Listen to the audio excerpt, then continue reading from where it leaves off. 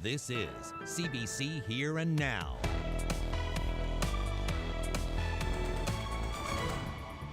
Tom was out through that second door and almost had it closed when Councillor Williams went after him. When a municipal official feels threatened, they have to take some action to do what's right. But who's in the right? A widow wants Harbour Grace and its mayor to apologize. Why a physical fight at council saw her defending her husband in court. We saw record-breaking temperatures today, but are they going to last through the week? More inspections, but fewer violations. This year we had 37 violations, 22 charges and 15 written warnings. I'll give you the latest on this year's recreational food fishery coming up on Here and Now. Good evening and welcome to Here and Now. I'm Anthony Germain. And I'm Carolyn Stokes. We begin tonight on the south coast of the island. Clearwater Seafoods, North America's largest producer of shellfish, is being sold. And the billion-dollar deal means Mi'kmaq communities, including in this province, will become its newest owners. And that deal includes fishing plants, licenses for lobster, crab, clams, and scallops. Here Now's Garrett Barry has more from Conn River. It's being called the single largest investment into the fishery by any Indigenous group in Canada. And the Mi'kmaq First Nation is leading a coalition of Mi'kmaq communities into the deal. Vessels, processing facilities. They've gone in on an agreement to buy offshore giant Clearwater Seafoods, North America's largest producer of shellfish. Mi'kmaq has formed a coalition with the Remembrance First Nation in Nova Scotia and, according to a news release, several other Mi'kmaq communities are preparing themselves to get in on the action. That Mi'kmaq coalition will own half of the company and all of the company's licenses. Premium Brands of British Columbia will own the other half. All told, the deal is worth about $1 billion. That includes the company's debt. The Mi'kmaq communities will be taking out a 30-year loan from the First Nations Finance Authority to pay for their part of the deal. We have ownership. According to the Member-to First Nation, that deal will give the Mi'kmaq communities a seat at the table and all the benefits of ownership. The company will continue to operate when the deal is closed. We've yet to hear from Chief Mizel Joe in Mi'kmaq, but the chief of the Member-to First Nation, Terry Paul, says this deal will have a lasting positive impact on his community for 7 generations to come. Garrett Barry, CBC News in the Mi'kmaq First Nation. Well, as Garrett just told you, Chief Michelle Joe wouldn't comment on camera today, but the chief of the Member-to First Nation that Garrett referenced in Nova Scotia, he did speak with CBC. Here's why he calls today's announcement a real game changer. To me, it's a tremendous economic boost for our Mi'kmaq communities. And where we are going to be a major player in the offshore fishing industry. We're finally at the boardroom table on the fishery, and it happens to be the largest shellfish fishing company in North America. And new this hour, a written statement from Chief Michelle Joe of the Mi'kmaq First Nation in Conn River. He says the goal of Mi'kmaq is self-sufficiency and that the deal with Clearwater is a monumental step in regaining that. A surprise political move late this afternoon. The Liberal caucus is 1 seat smaller today. Perry Trimper, the MHA for Lake Melville, is now sitting as an independent. Here Now's Peter Cowan is following this story from our newsroom tonight. So, Peter, what prompted this move? Carolyn, there was a lot of pressure on Premier Andrew Furey to kick Perry Trimper out of the Liberal caucus after 2 separate comments that the Innu Nation and Labrador consider racist. The most recent one where he described homeless people as choosing to be that way. But that's not actually what happened today. Perry Trimper made the decision himself to leave the Liberal caucus and sit as an independent. He had already withdrawn as the Liberal candidate for the next election, so most people assumed he wouldn't run at all.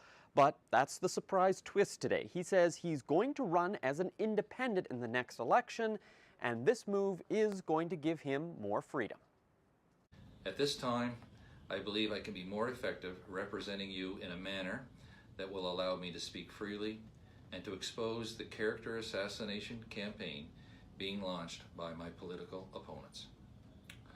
While I appreciate the opportunity to have worked with the Liberal team, after much reflection, I will now represent the people of Lake Melville as an independent member of the House of Assembly.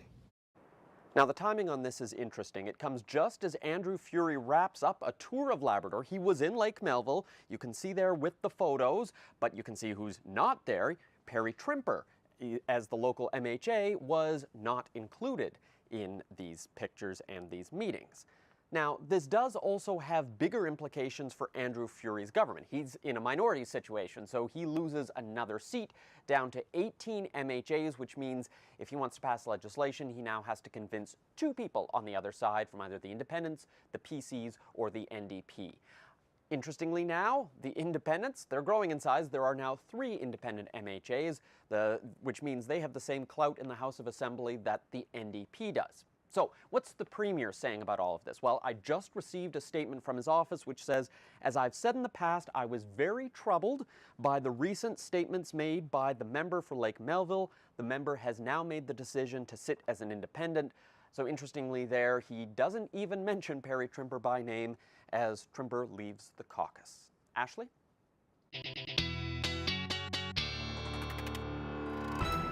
Thank you, Peter. What a treat today as far as those temperatures go. A beautiful November day pretty much across the board. We broke a number of records as well.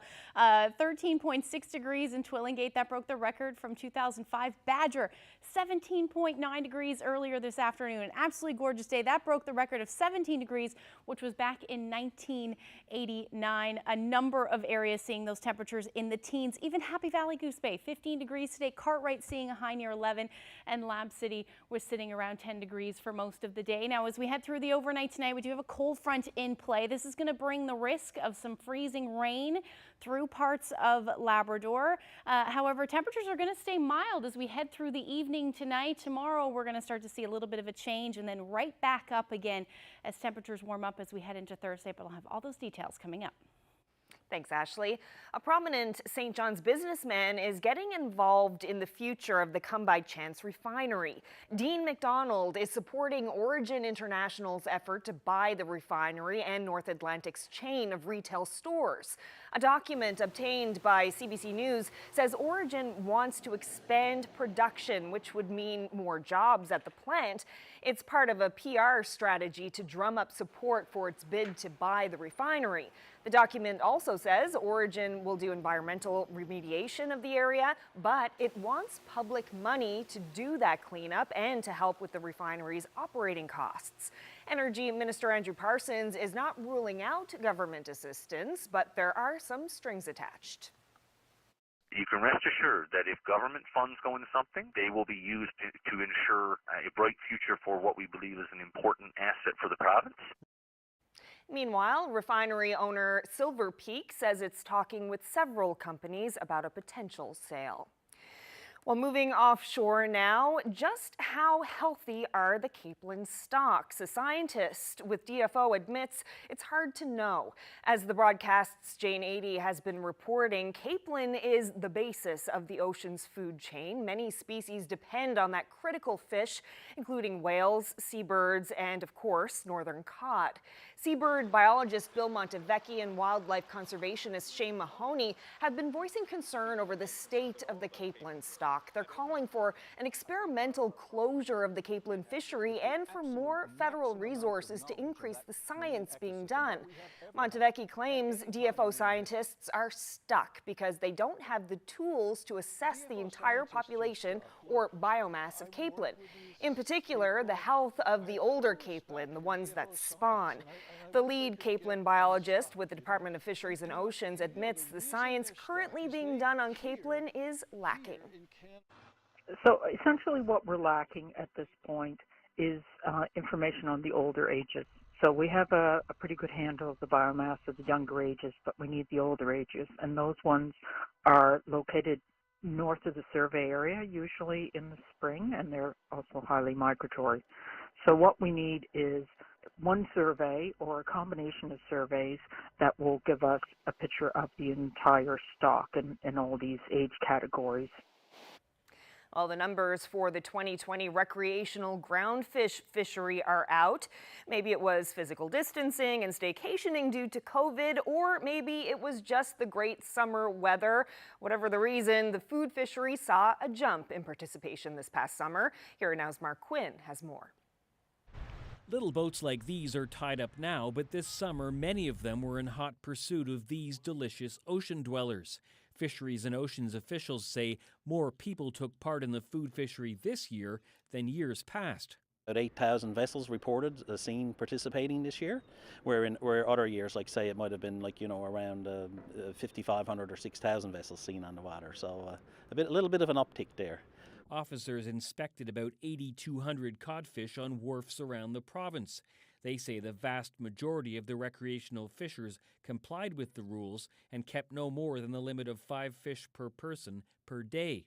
Walsh says violations were down, even though officials did a few hundred more inspections this summer. This year we had 37 violations, 22 charges, and 15 written warnings, and that was really good. And last year it was like 47 charges or violations of the fisheries regulations. That's your soundboard right there, look. Of course, it's too soon to talk about the 2021 recreational fishery and what will change, if anything. Details about this past summer's fishery were released in June.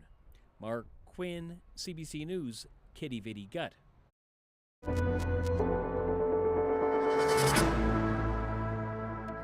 No new COVID-19 cases to report in this province today, leaving 7 active cases in the province. Public health officials are still investigating the source of one of those cases on the West Coast. They're not sure where that person contracted the infection.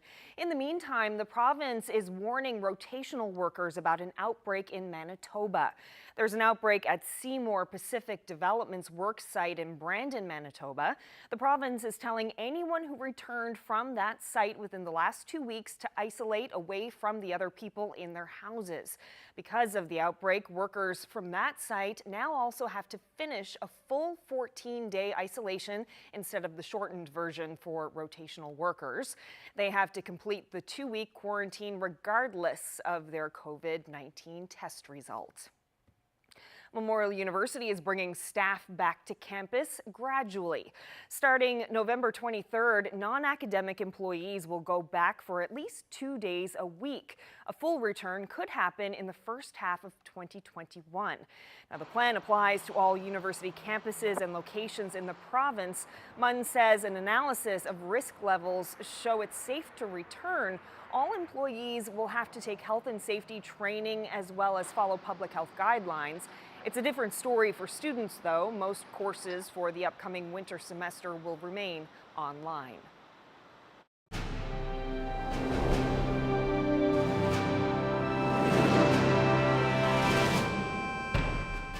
Like others across the province, this year's Remembrance Day ceremony in Corner Brook has been downgraded because of COVID-19. Fewer wreaths will be laid, the public is encouraged to stay away, and for the local Legion, it's a major disappointment. So its president is asking people to participate in different ways. Here Now's Colleen Connors has more now from Corner Brook. Usually it's shoulder to shoulder in this square on November 11th, but COVID health restrictions just don't allow for a public ceremony this year. Well, it really downplays what we're supposed to be representing, you know, like it was supposed to be a celebration of an armistice, and basically it's just downgraded to nothing. Hamlin says a small group will march to the square, lay these 6 wreaths, read in Flanders Fields aloud, sing the national anthem, and then return to the Corner Brook Legion for a small gathering. The general public is asked not to attend. For the past 10-15 years, we've been noticing a really more and more people attending all the time, and this year we got to stop it. So it's going to spoil the momentum. Like, we'd love to keep the momentum going. One way to do just that is to participate at home when the Corner Brook Pulp and Paper Mill whistle blows. 11 o'clock on the 11th, right here in town, our whistle will blow from the mill. And I'd like everybody to take a 2-minute silence and think about what happened on this day and what happened for us to get our freedom. Those young men over there fighting, and of course young ladies as well. So I'd like to say, take the 2 minutes and think. Despite the different approach to this year's Remembrance Day, Hamlin says Legion members are still quite active in the community. Volunteers with the annual Poppy campaign have been setting up booths at grocery shops and big box stores over the past couple of weeks, collecting funds and giving out poppies. Hamlin says despite all the COVID health restrictions, the local Poppy campaign did very well this year, with people making large donations. And all that money will go to local veterans in need. And he is very hopeful that next year the locals will return for the big Remembrance Day ceremony right here in the square. Colleen Connor, CBC News, Corner Brook.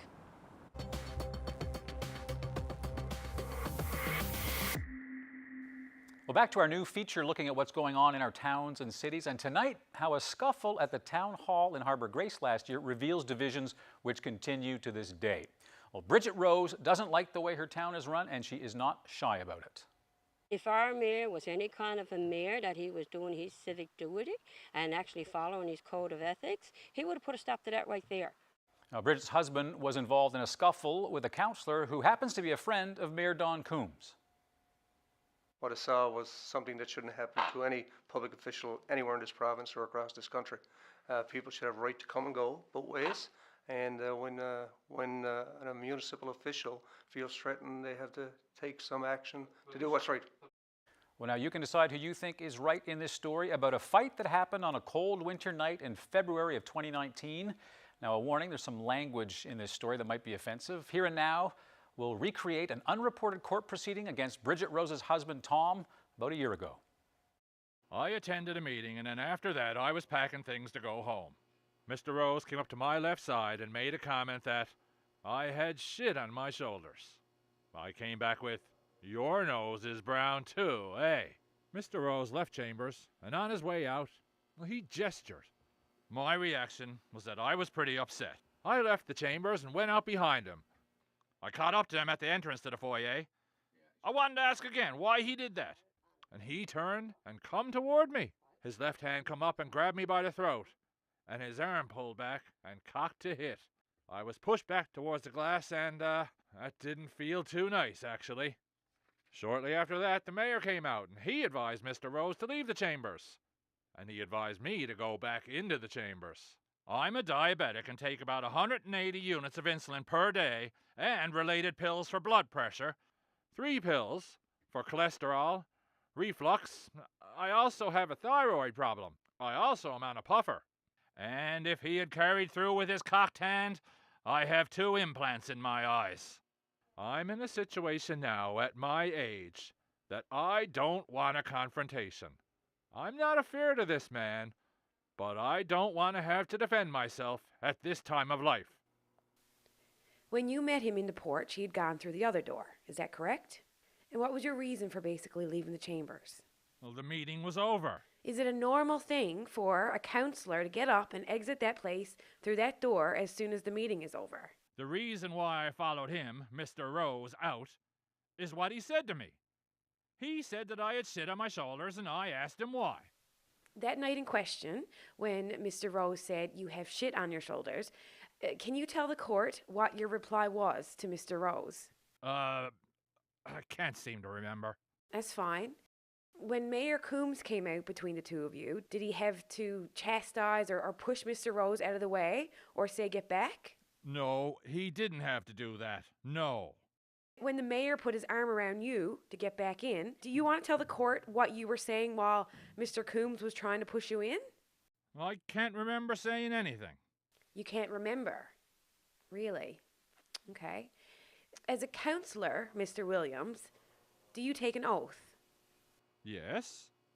Under your code of ethics, in one part of the Municipality Act, paragraph 5, to respect interactions with staff, councillors, the public, etc., to promote treatment with respect, dignity, and understanding. So I ask you, did you do that night? Yes. You think it was respect that you showed him? I didn't take a code of ethics, so somebody could insult me after a meeting. You are 77?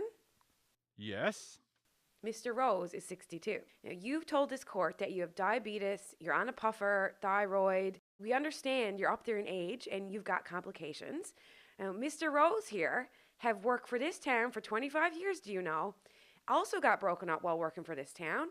Multiple injuries to his back, neck, hip, an amputated leg, 7 heart attacks, high blood pressure. When this happened that night, you knew he had an artificial leg. It did not stop you from going after him, did it? No. You're trying to tell this court that you fear my husband because of your health conditions. But that night in question, he also have health conditions and a majority of things wrong with him that you don't. You tell this court in your papers you filled out that you fear Tom Rose. This is what you say. According to a peace bond is issued where a person believes that another person will injure them or a person in their family. On February 11th, when you went after him, did you show fear? Were you afraid? No, I wasn't aggressive. Were you angry? That's natural. You were not afraid. You were angry. During his examination, he said unprompted, "I'm not afraid of this man." So what I'm telling you, he just under oath told me he is not afraid of the man, and for that reason, I'm going to dismiss this application because, quite frankly, looking at the video, it looks to me very much as though he was angry as he said he was. I believe that. But it's clear that he wasn't leaving to go home because he didn't have on his coat, his hat, and all the rest. He was pursuing Mr. Rose to essentially confront him. Perhaps just verbally is what he wanted to do, but what I can tell you is that when a complainant in a case such as this makes an application and tells me, "I'm not afraid of the man," that's persuasive evidence that there is no subjective basis for the issuing of a peace bond. So I am dismissing this application. Everyone in this case is free to go. Sometimes taking a deep breath is better than rushing after them. Now, I should note that Here and Now began recording and looking into these stories in February, which was before COVID-19 hit, and unfortunately, Tom Rose passed away during the pandemic. Now, Bridget Rose, who you saw represented her husband in court, says she is still waiting for an apology. Even though Tom is gone, I still want that apology. I think Tom deserves that. As a former counselor, as a former worker with this town, he deserves that apology. We sent along our condolences out of respect for the individual. We flew our flags at half-mast for the 3 days. Now, if there is a municipal matter that you would like me to look into, please send me an email at the address on your screen, and the Here and Now team will do our very best to look into it.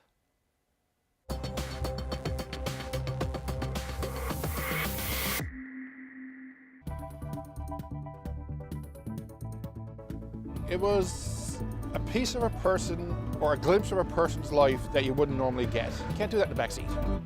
The toll COVID-19 has taken on taxi cab conversations. That's ahead on tonight's segment of Our New Normal. A beautiful evening out there across the island as we head through tomorrow and then into Thursday, a little bit of a roller coaster, but I'll have all those details coming up.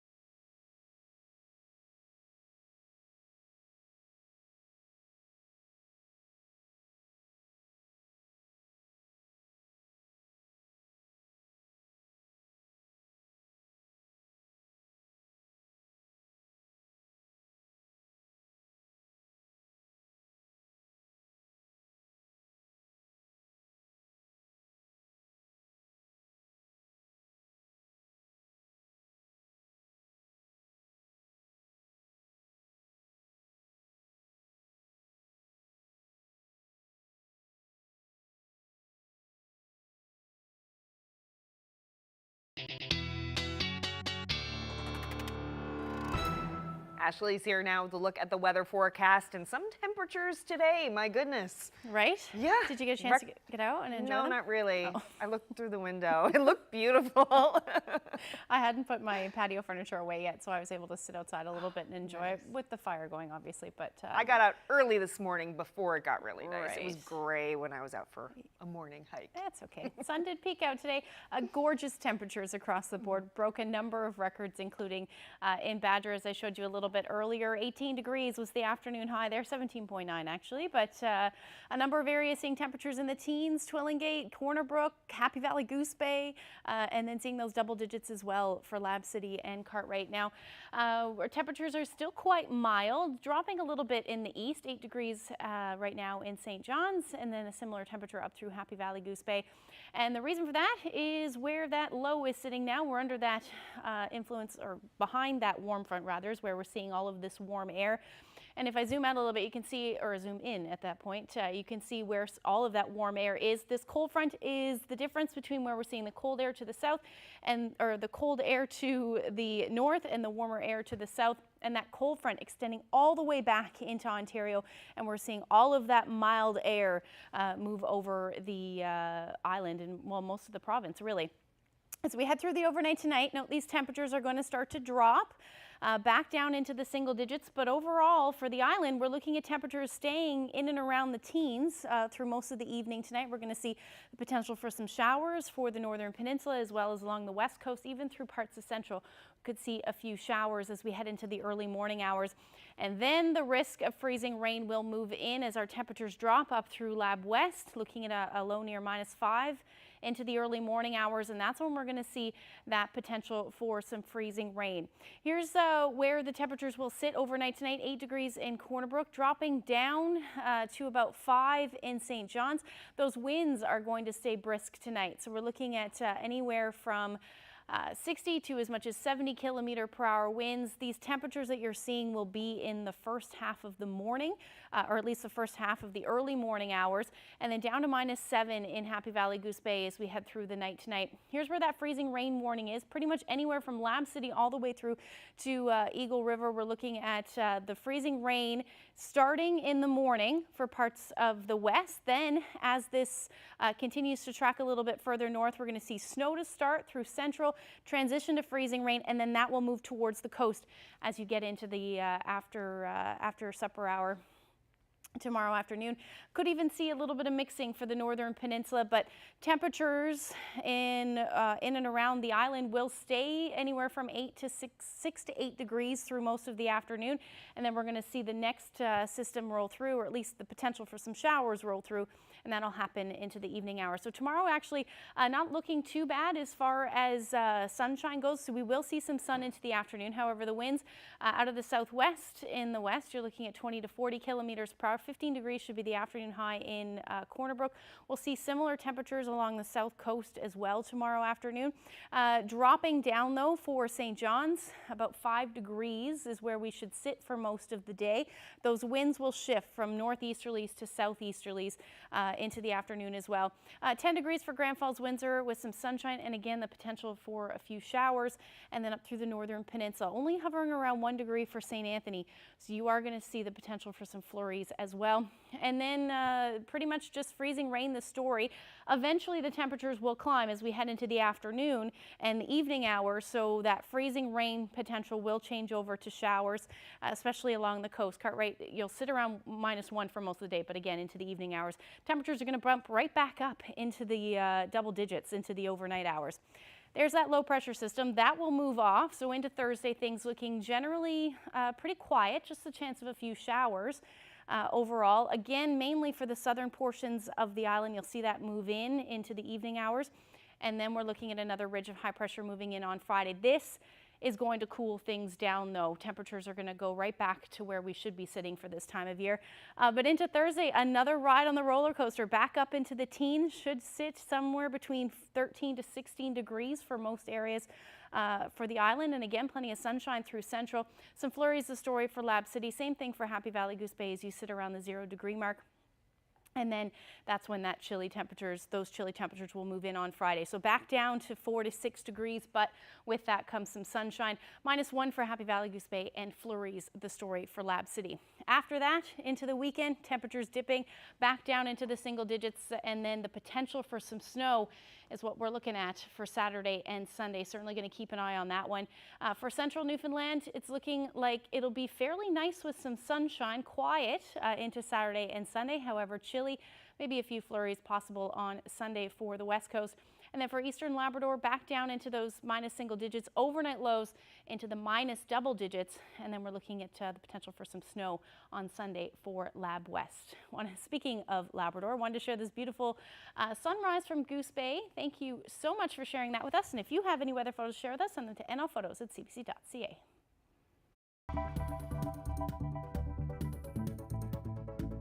A commemorative pin that's making a transatlantic journey home.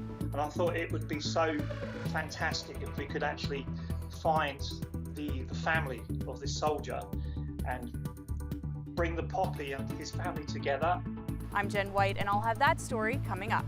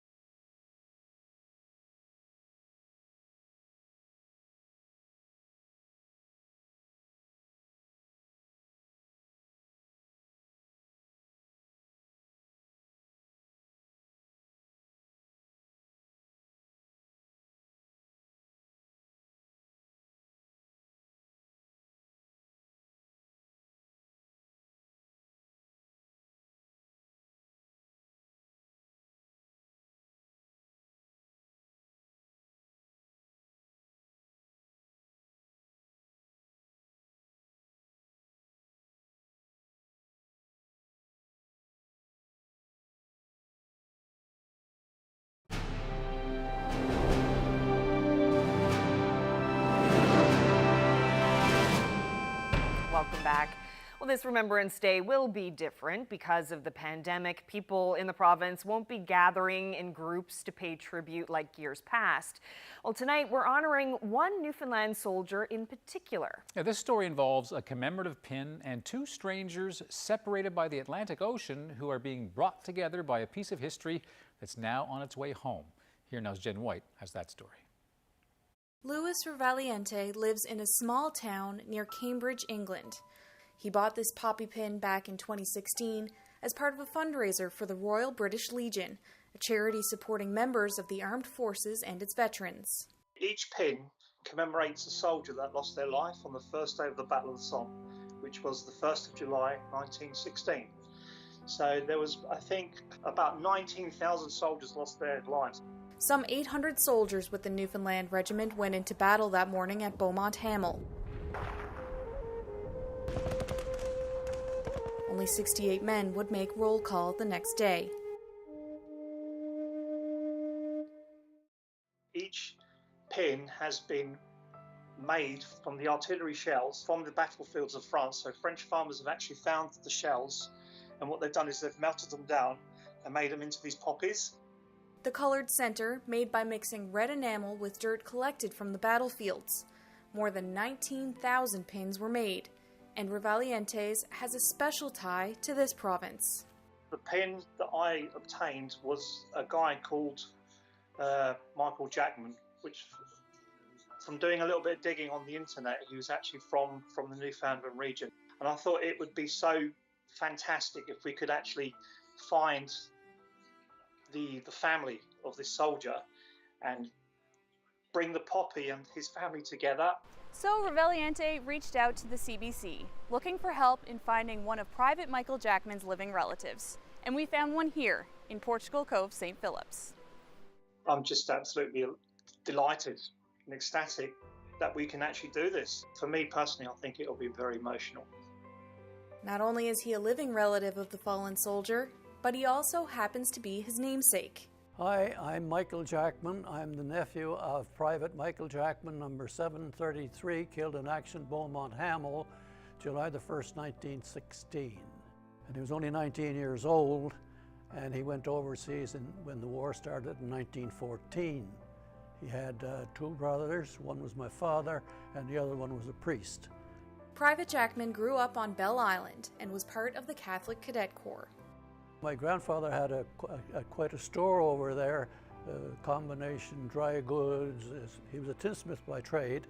He had post office down the way, and Michael worked for him. Yeah. And I do know he spent some time, maybe a year or two, at St. Bonaventure's College, as did my father, as did I.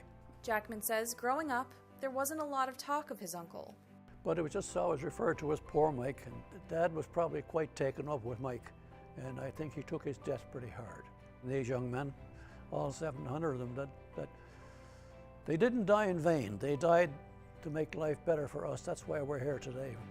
He has no known grave, as opposed to some of them do have graves. Some were identified, but most of them weren't. The time had come to connect these two men face to face through a video call here at the Royal Canadian Legion in Portugal Cove. Hello there. Hello there, how are you? Oh, hi there, nice to meet you. Good, greetings from Newfoundland. My namesake is Private Michael Jackman. So you're actually named after your uncle as well. That's amazing. Well, my actual name is Luis Miguel because my parents are Spanish. Okay, yeah. My second name, Miguel, that's actually Michael as well. Basically, the reason why I'm here is I would like you, on behalf of me and of my family, would you accept the Poppy? Oh, I'd be honoured. I've got it here. I'll show you what it looks like. So basically, it's very, very unique. It's actually, the actual Poppy has been made from First World War artillery shells. Well, I'll be darned. You know, I'm so glad I've actually managed to contact somebody from his family. So it means a lot to me as well. I really appreciate this. Oh, you're more than welcome. More than welcome. So happy. Something I've been wanting to do for a long time. So it's done now. Wonderful, wonderful. Thank you. And now, thanks to a meeting between strangers, separated by an ocean, a piece of family history will soon return home. I thought it was excellent. I mean, the thought that they haven't forgotten us after 100 plus years, you know, it's very it's sort of heart-lifting, you know. Michael Jackman plans to proudly display his uncle's commemorative poppy here on the walls of the local Legion. Jen White, CBC News, Portugal Cove, St. Phillips. Oh, wonderful connection Nice. with Europe. Yeah, Well, beautiful. like most communities, St. Anthony is foregoing its regular Remembrance Day parade this year. Yes, it's honoring its veterans in a new way by hanging 12 large vinyl banners on utility poles around the town. Godfrey Mitchell-Moore came up with the idea. They're 2 foot by 4 foot. They're really heavy vinyl. It has the Canadian and Union Jack on the top. As a picture of the veteran, the air of service, the name of the family or sponsor is on it. Really, the banner program is to honor any veteran. A veteran is anybody that has an honorable discharge and has served their time. Right. And so we have a couple of current veterans that have retired, but the majority of them are from the First and Second World Wars. Augustus Johnson, that was with the Forestry Royal Newfoundland Regiment Forestry Unit in World War I and World War II. We have people that are walking the route 2 and 3 times a day just to look at the banners and to remember those people who serve.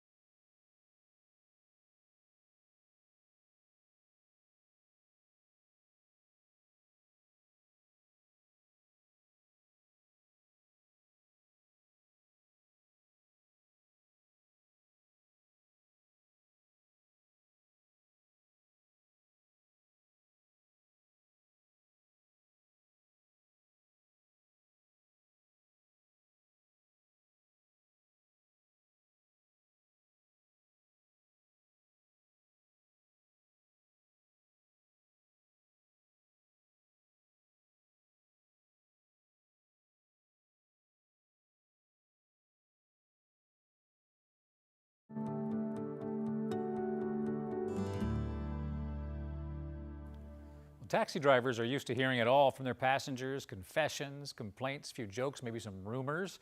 Well, before the pandemic, many of us wouldn't hesitate to sit in the front seat right alongside the driver. But COVID has confined passengers to the back behind a barrier, usually with a mask on. And that means the usual colorful taxi cab conversations just aren't happening anymore. So let's hail a ride in tonight's edition of Our New Normal. My favorite thing is just the driving and meeting the people. Anything goes. Whatever they want to talk, we can talk. We're like bartenders on the road. People seem to want to talk to us, tell us everything going on. It was a piece of a person or a glimpse of a person's life that you wouldn't normally get. You can't do that in the back seat.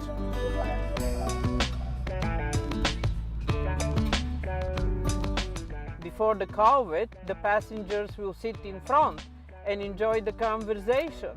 Now everybody has to sit in the back because of the barrier in the cars and the mask that people wear and we wear.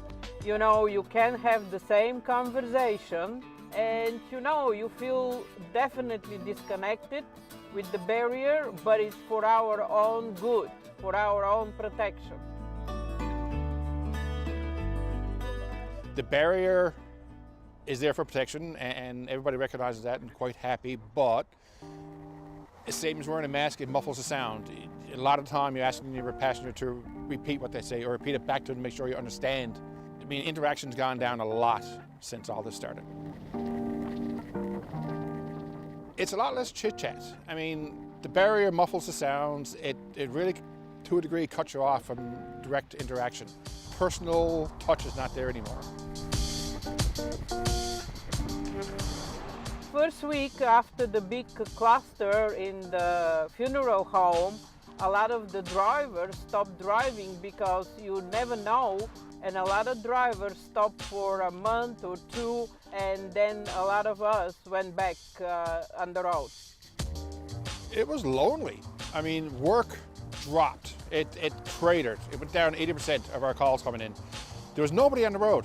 We would drive across the parkway, I might see 3 cars at 9 o'clock in the morning.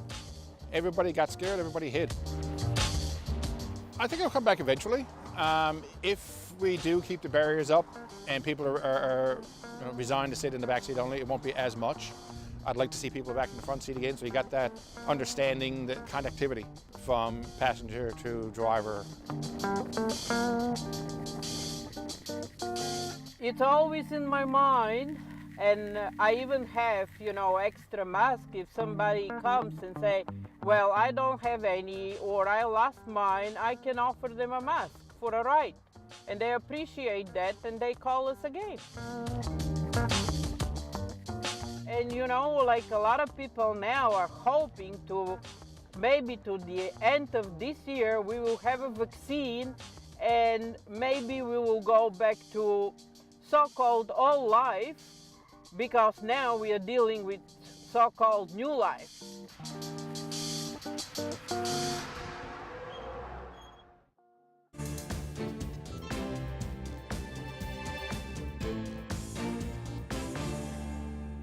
With Canada adding nearly 3,000 new cases of COVID-19 today, the Prime Minister is publicly urging provinces and cities to bring in tougher restrictions to stem the surge.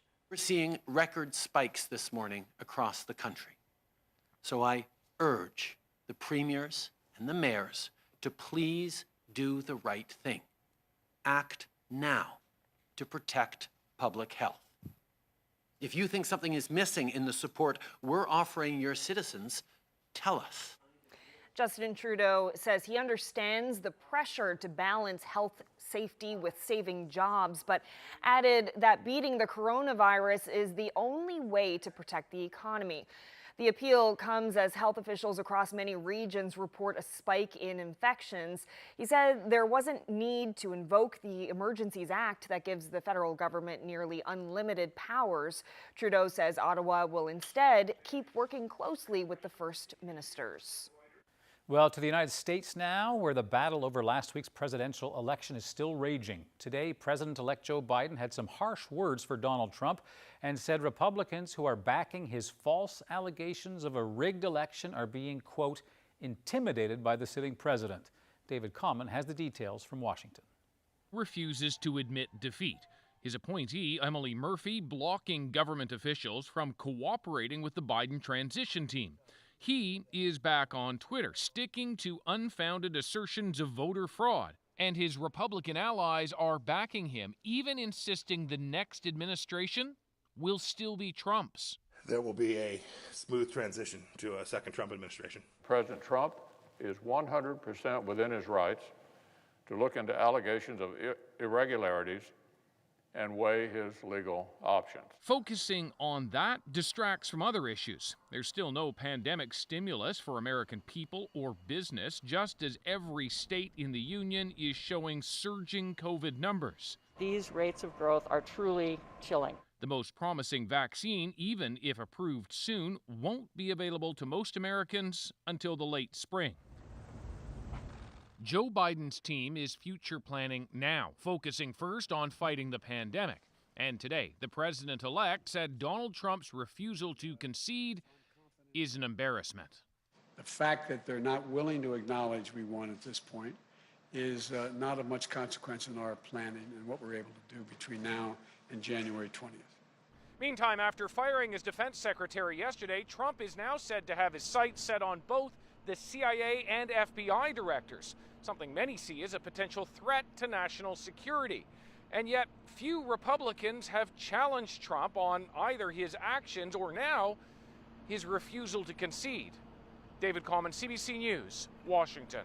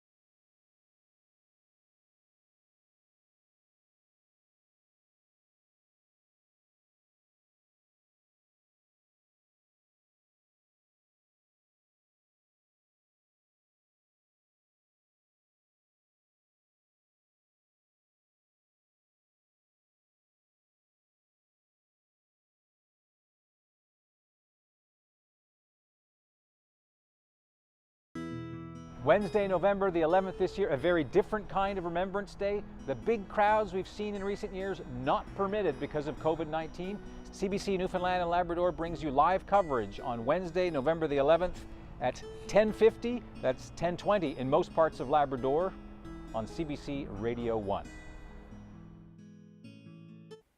Hope you'll tune in to the radio. And before we leave you tonight, again, with the Remembrance Day, we thought we'd show you this. Yes, a veteran who regularly attends Remembrance Day on Parliament Hill won't be there tomorrow because of the pandemic. But the CBC's Hannah Thibodeau discovered that this year still holds a very special meaning for him. For more than 20 years, Robert Spencer attended the National Remembrance Ceremony in Ottawa to mark the war that defined his life. I think it's very important. It's part of our history and it governs our future. Now there is another important event that defines him. What would you say in your 100 years is your biggest memory? Oh, today. Happy birthday. Thank you from the Netherlands. A parade for Spencer, who turned 100 on November 9th. Thank you. Love you. Members of Spencer's former regiment, family, and friends held a socially distanced celebration. Explain to people what it's like to be 100. You're grateful you made it. In 2019, Spencer returned to Normandy, where he landed when he was just 23, only weeks after the D-Day landings. He had many close calls during World War II. On one occasion, his tank driver got shrapnel in the heart, killing him on the spot. Standing beside me. That was a tough time, but you had a job to do, and you did it. For the first time in over 20 years, he isn't at the National War Memorial. Very disappointing. Every year I've gone to the War Memorial. Not this year. It's being there, sharing the memory with others. I can't do that now. Like all years since the war, Spencer will take time to reflect. I'll be thinking of the times past, people we lost, and the whole experience. What do you want people to know about Robert Spencer? Oh, just know that he was a nice guy. Hannah Thibodeau, CBC News, Ottawa. And we'll be remembering tomorrow as well, a special half-hour edition of Here and Now, and we've got live radio coverage starting at 10 to 11 Island time, 10:20 most parts of Labrador. And just a reminder that the public is being asked to not attend this year's ceremony down at the War Memorial. Yep, and we'll have coverage of what happens down there, and of course your regular news tomorrow on Here and Now. Good night, everyone. Good night. See you tomorrow.